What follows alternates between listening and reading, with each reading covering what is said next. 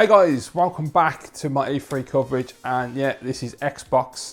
The Xbox conference has just ended, so I want to give you my thoughts on it, react to it. A lot of information to talk about, so let's just get straight into it. First up, Xbox One S. The new console from Microsoft appears to be some kind of mid-tier console as well.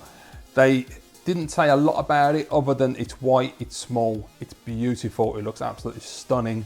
It's got an IR blaster, integrated power supply, so no more brick, which is fantastic. And it's said on the advert as well, starting at $299, so expect that to be £300 because they ain't going to convert the price, they never do. So that was really cool. I actually really like the look of that, it's absolutely fantastic. In one of the later demos, they also said that it has HDR options, which means 4K, so that's really good. So yeah, Xbox One S looks absolutely fantastic. Personally, I won't be buying one because I can't. Because it's not just a case of buying a console, it's a massive investment. You know, you've got to buy a new TV first of all for 4K, then I've got to buy the console. So for a 50-inch TV at least, at the moment you're talking about 500 quid last time I checked. Plus the console, so say 300, that's £800. That's a lot of investment just to get a higher resolution, to get HDR, which is obviously the more important part, because from what I understand from the 4K HD Blu-ray players, the HDR is what's most important because it gives you richer colours. And from what I've seen online, obviously only watching a video online, you don't really get to see just how good it is, but I got a sense of how beautiful HDR can make films look. So yeah, I do think if I had the money, I would absolutely 100% be saving up and buying a 4K TV and getting an Xbox One S because it looks incredible. So onto the games. First up, Gears of War 4. They did a demo of that and I thought it looked great. I thought it was a beautiful looking game. I really want to play it, I can't wait. The only thing I thought was odd was that it's a very colourful game, whereas Gears normally is quite dark and dingy and moody, whereas this is really bright and colourful. Very strange to see that, but overall I actually really enjoyed the demo. I thought that the graphics looked great. The game just looks like a lot of fun. It's standard Gears of War, nothing new really. There might be more when you play the game, but in the demo they showed, it's what you come to expect. So if you like Gears, you're going to like Gears 4. The only real downside I had personally was the acting. I thought the acting was a bit shit. The main three characters, I don't know if it was just the sound on the demo or what it was, but it came across quite hammy. The lines weren't very good, they weren't delivered very well. So hopefully that will change when I play the game, and if it doesn't, I'll just accept that it's like B-movie standard and just not worry about the story so much, because quite frankly, the Gears of War games, they've never really been a game series that I've wanted to play for the story. It's more about just blowing the shit out of monsters in interesting ways, and that has a lot of this. Some of the weapons had a disc thrown weapon, which was really cool. Massive boss at the end, so yeah, I'm definitely buying Gears of War 4. Next up, OS as well, and that's going to be on Xbox One and Windows 10. That's a new thing now. It's going to be play anywhere, so they're doing a lot of that in this conference. So we're talking about how games are now available to play on Xbox One and Windows 10. So if you have a Windows 10 PC, you can stop playing on your Xbox and you go out. Obviously, if you've got a Windows 10 laptop, you can just go and play your game on the go. So that's really cool that they're doing that. If you've got that option, fantastic. Next up, let me just check I don't miss anything on Gears of War 4 because there was quite a lot of information. Right, so yeah, every co-op mode will support cross-play through the campaign, the co-op mode, and also horde mode. And they also came up with a new Elite controller. So if you've seen that Elite controller, which is quite expensive, they're doing a Gears of War 4 branded one to be expected. And the game is out October the 11th this year, so 2016, fantastic, can't wait for that one. Next up was Killer Instinct, and just a small announcement that General Ram from Gears of War is going to be joining the roster of characters, so if you're into Killer Instinct, that'll be good for you. Then it was Forza Horizon 3, which also Xbox One, Windows 10, a lot of the games seem to be going that way. I really like the look of that, I think it looks fantastic. I'm not good at Forza, I can't control the cars, I find them incredibly difficult to play, which is frustrating because I really like the look of the games and I want to play it, but there you go. This one's set in Australia. They showed it on multiple platforms, Xbox One, Xbox One S and Windows 10 platform in 4K. So they were showing multiple people playing the game just to show you what it looks like different. And you know, it's really difficult because you watch it on the stream, you can't really get the 4K experience. Unless you've got a 4K TV on and you know, it's been streamed in 4K, you ain't getting the full 4K experience. So looking at the Xbox One versus the Xbox One S, you can see a slight difference. You can see where the HDR comes into it, which is the game that they were playing with HDR.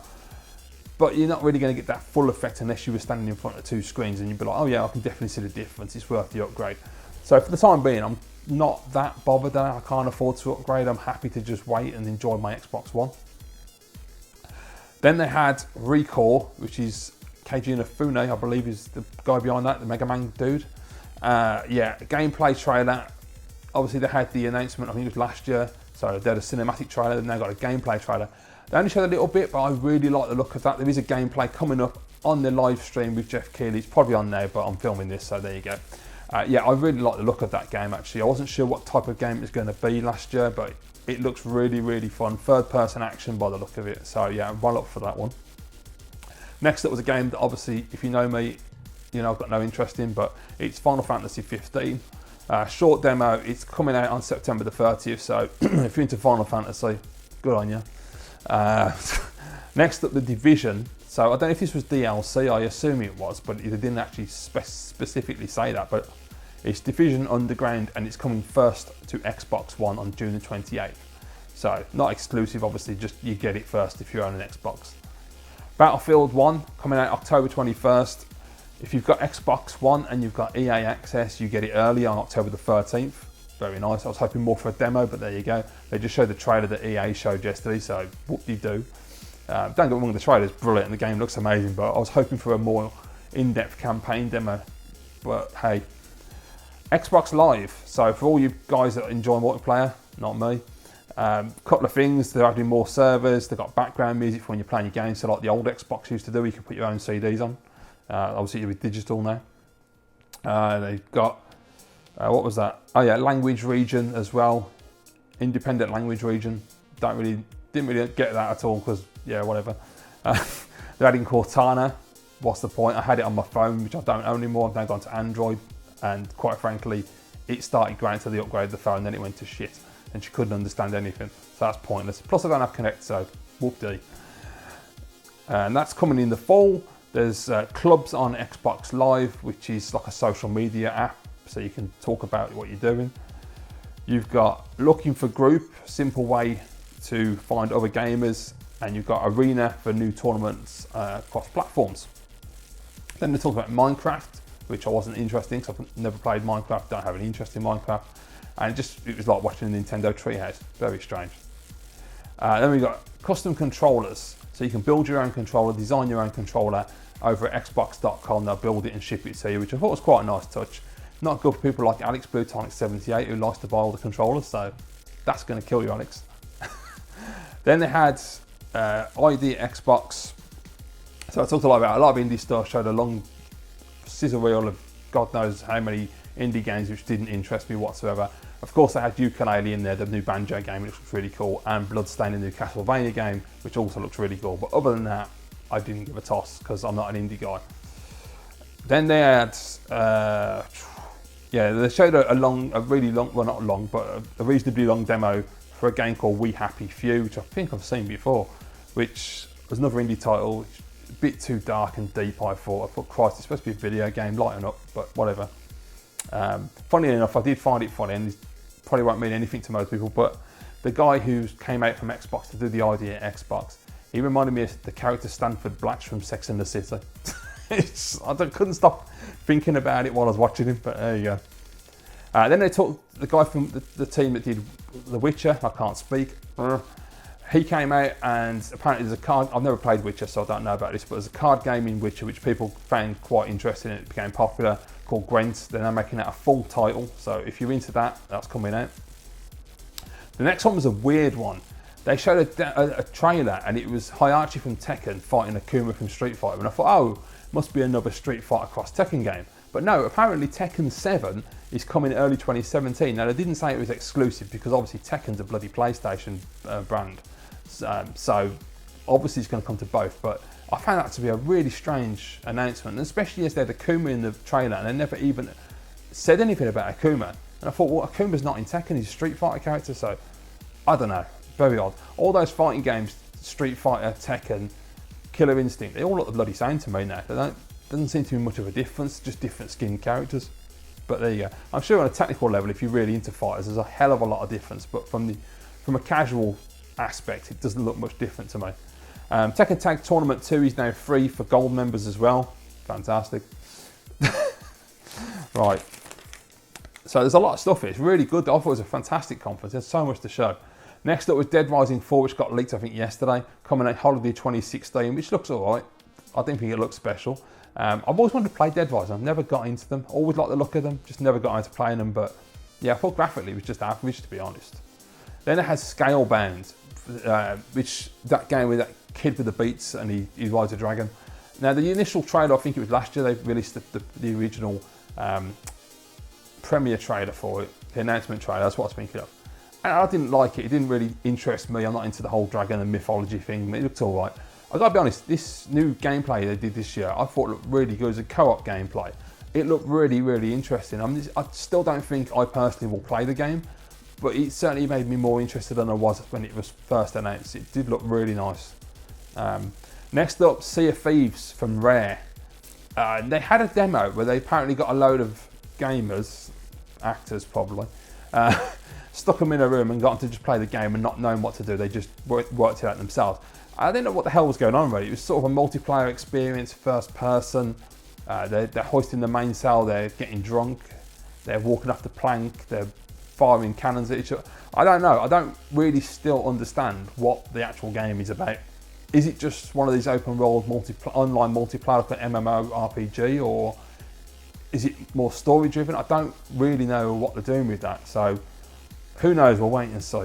Rare needs something good, don't they? Then it has State of Decay 2, which is coming out in 2017, which looks really cool. Never played the first one, but that one looks really good. Halo Wars 2 coming out February 21st, 2017. Not interested in RTS games or Halo Wars, but there you go. But yeah, if you're into it, that's cool. And then at the end was something I was not expecting them to talk about because I assumed it would be next year, as it's rumoured to come out next year. And that is Project Scorpio, which is another console in the Xbox family. Now, this is coming Holiday 2017, and apparently it's extremely powerful. I didn't understand any of the specs because I'm not involved in the PC tech world, so I don't understand any of it. So I assume it's really good. I'll have to let you guys let me know. I don't really understand any of it. But it's a 4K console, can do virtual reality, and apparently it's got 6 teraflops, which means sod all to me, but I'm sure that'll impress some people. Yeah, that's why I had a problem with the whole conference, was trying to understand what the difference was between an Xbox S and this Project Scorpio. Now I assume that we're going to have the Xbox One that I've got at the moment, which is your standard console, which is just 1080p. You have the Xbox One S, which is 4K, which is in the middle, and then you have the Scorpio, which is ultra uber powerful for someone who wants the biggest, baddest machine on the market and will handle VR. Because as far as I understand, PlayStation VR at the moment, you have to plug a box into your PlayStation 4 to use the VR headset, whereas the PlayStation Neo will have it all of the gubbins inside the box, so you won't have to have an external box plugged into your console. So I'm assuming that's what Scorpio is going to do. I'm assuming the Xbox S doesn't do VR, it just does 4K, which is fine. And if you want to go to the full experience of ultra power 4K VR, ridiculous resolution and frame rate, you go for the Scorpio. I assume that's what they're doing. And if you're not asked about any of that, you just stick with your normal Xbox One. But nonetheless, I'm sure there'll be more clarification as time goes by. But yes, overall, very impressed. Obviously, I will be honest, Xbox is my console of choice this generation.